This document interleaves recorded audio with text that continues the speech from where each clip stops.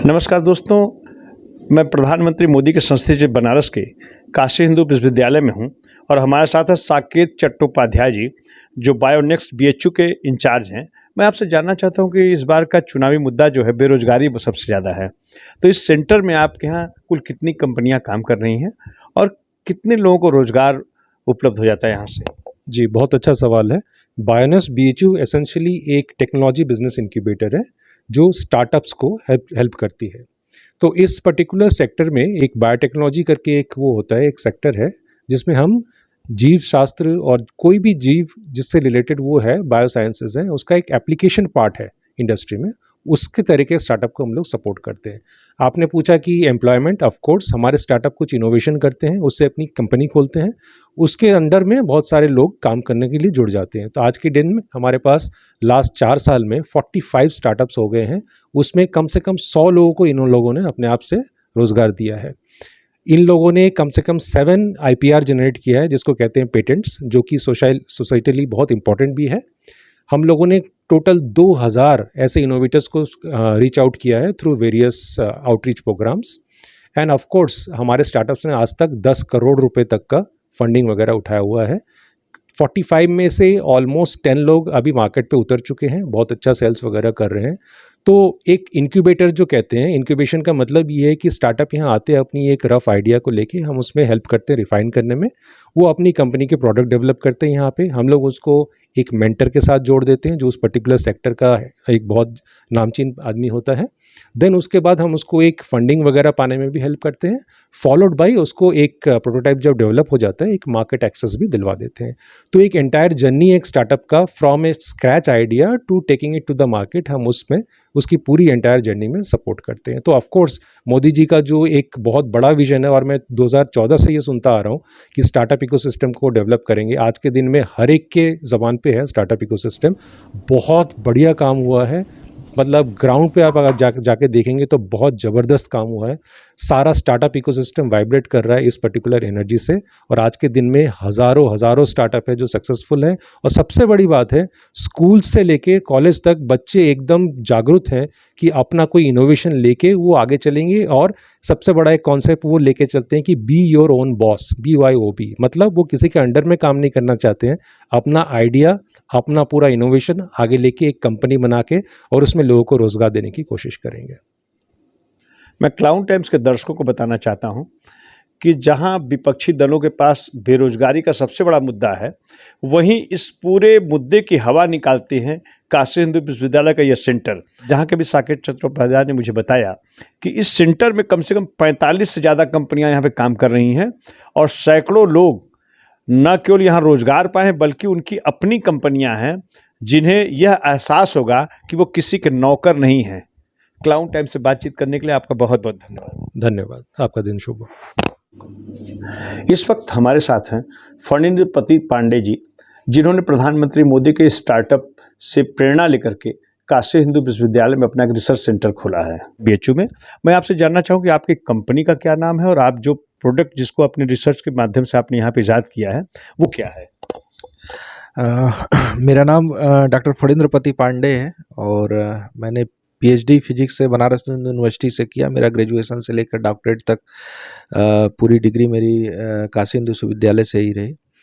और मेरी कंपनी का नाम Scitech research and technology private limited है, जो कि एक स्टार्टअप रिकॉग्नाइज्ड कंपनी है।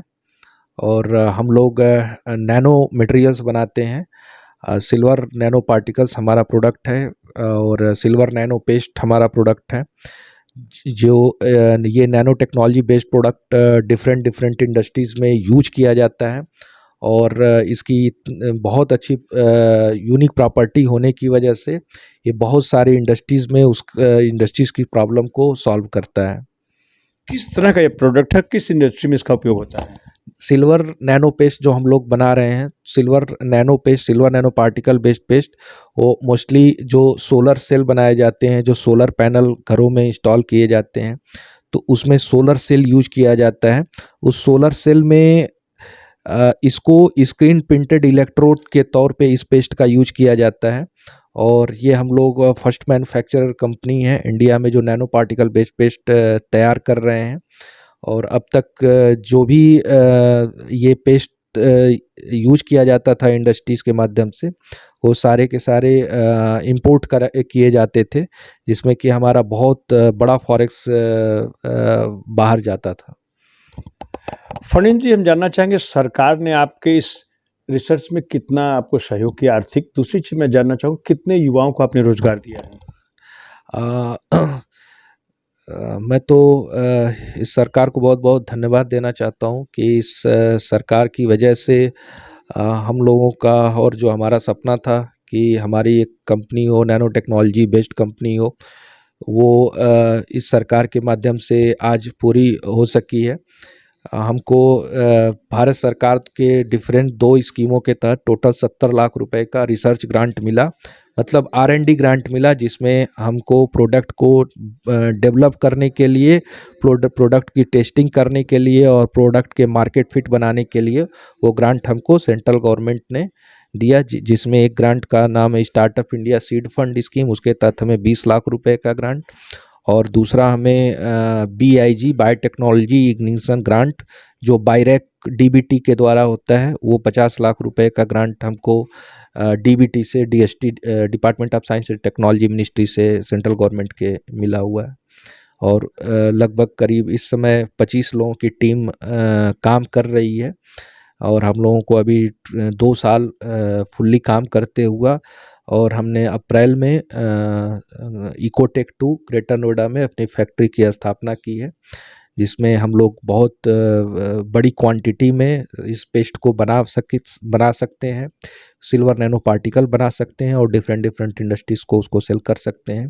3 महीने में हम लोगों की लगभग टीम 100 लोगों से ज़्यादा हो जाएगी। लगातार रिक्रूटमेंट चल रही हैं डिफरेंट पोस्ट्स के लिए, तो हम लोग इस दिशा में काम कर रहे हैं।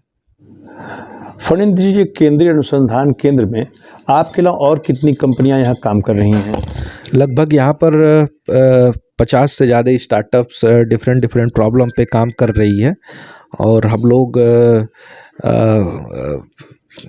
लोगों की कंपनी जो कि नैनो टेक्नोलॉजी बेस्ड कंपनी है, कोई सॉफ्टवेयर्स पे डिफरेंट सॉफ्टवेयर्स पे काम कर रहा है, कोई डिफरेंट प्रोडक्ट्स पे काम कर रहे हैं। तो जो जिस क्षेत्र में नॉलेज है, जिसमें एक्सपर्टाइज है, उस फील्ड में बहुत सारी कंपनियां यहाँ पर काम कर रही हैं। ये परिसर जो आप उपयोग कर रहे हैं, इसका कुछ किराया भी आपको काशी हिंदू विश्वविद्यालय को देना पड़ता है क्या? हाँ, ये हम लोगों का म्यूचुअल एक एग्रीमेंट होता है, जिसमें अगर आपके पास अगर फंड नहीं है, आप काम शुरू करना चाहते हैं, तो उसके लिए विश्वविद्यालय अलग प्रबंध करता है।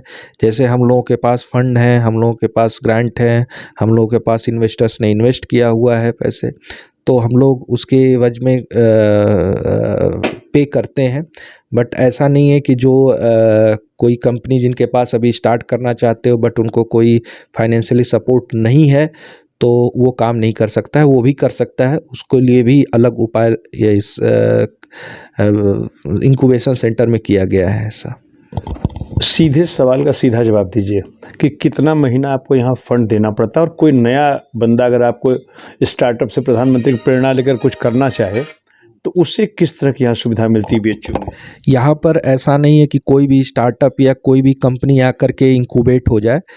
पहले उसके लिए एक कमेटी बनी हुई है। जैसे हमारा इंक्यूबेशन सेंटर बायोनेक्स्ट है, इंस्टीट्यूट ऑफ साइंस का ये इंक्यूबेशन सेंटर है। तो यहाँ पर एक अपनी इंटरनल कमेटी है, उन कमेटी के सामने आपको प्रेजेंटेशन देना होता है, अपने प्रोजेक्ट को सबमिट करना होता है ऑनलाइन, और वो कमेटी उस पर अप्रूव करती है कि क्या आपका प्रोजेक्ट कितना उसकी वाइबिलिटी है, कितना इफ़ेक्टिव आपका प्रोजेक्ट है। फिर उसके अनुसार वो कमेटी निर्धारित करती है कि आपको यहाँ पर ऑफिस दिया जाएगा कि नहीं, आपको वर्क करने दिया जाएगा कि नहीं। आप उसके अप्रूवल के बाद ही यहाँ पर कोई काम किया जा सकता है। कोई भी ऐसे नहीं कि हम आए और हम बोले कि हम कुछ भी यहाँ करना चाहते हैं, तो ऐसा कुछ नहीं है। जब तक कमेटी नहीं उसे अप्रूव करेगी तब तक आप नहीं कर सकते हैं। मैं आपका थोड़ा लैब दिखना चाहता हूँ, जो बच्चे यहाँ पे वर्क कर रहे हैं उनसे भी थोड़ा हम लोग बातचीत करना चाहेंगे। जी जी पंडित जी, यहाँ पे जो रिसर्च आपकी जो टीम यहाँ लैब में काम कर रही है, वो क्या कर रही है? ये अभी सिल्वर पेस्ट ये लोग बना रहे हैं। तो इस सिल्वर पेस्ट का फिर बनाने के बाद इसकी टेस्टिंग की जाती है अपने लेवल पे, और उसके साथ साथ और भी हमारे पास जो 2 प्रोडक्ट्स हैं उन 2 प्रोडक्ट्स को भी यहाँ पर बनाया जाता है, बना करके इसकी फिर टेस्टिंग की जाती है। हमारी टीम उस को बनाना, फिर उसके जो भी टेस्टिंग प्रोटोकॉल्स हैं उसको फॉलो करते हुए उसको टेस्ट करना, ये सारी एक्टिविटीज़ यहाँ पर परफॉर्म किया जाता है। कितने लोग हैं इस लैब में आपके? अभी तो इस लैब में हमारे टोटल 6 लोग हैं।